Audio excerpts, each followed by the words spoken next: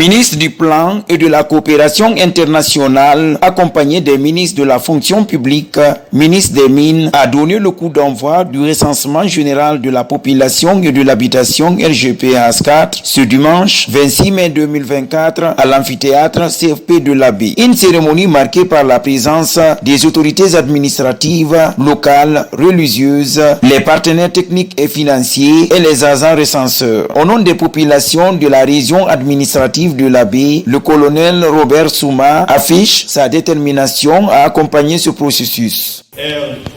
RGPH4 se déroule conformément au chronogramme des actualités élaboré afin de disposer à la fin de la transition des données fiables et actualisées pour un meilleur suivi et évaluation des projets et programmes de développement. Ainsi, je reste convaincu que nous ne ménagerons aucun effort pour contribuer efficacement au suivi des activités du RGPH4 dans nos structures respectives. À sa prise de parole, selon la représentante de la Banque mondiale, ce recensement est d'intérêt commun.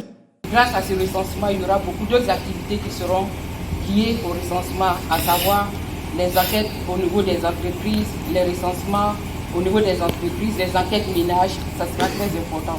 Au niveau de la Banque mondiale, tous les PTF, les autorités guinéennes, nous avons objectif commun, c'est la réussite de ce recensement. Dans son discours, le ministre du Plan et de la Coopération internationale a rappelé l'importance de la cartographie censitaire et le nombre d'agents déployés sur le terrain avant d'inviter tout le monde à s'impliquer davantage pour la réussite de ce processus. Ismaël Nabi. Mesdames et messieurs, la cartographie censitaire est une étape importante de la mise en œuvre du recensement général de la population et de l'habitation. Cette phase s'inscrit dans le processus de préparation de la phase principale du dénombrement appelé de façon générale recensement de la population.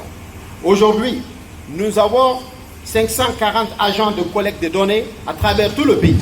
180 chefs d'équipe et 45 superviseurs permanents sont déployés sur toute l'étendue du territoire pour collecter des données auprès des ménages et de la communauté.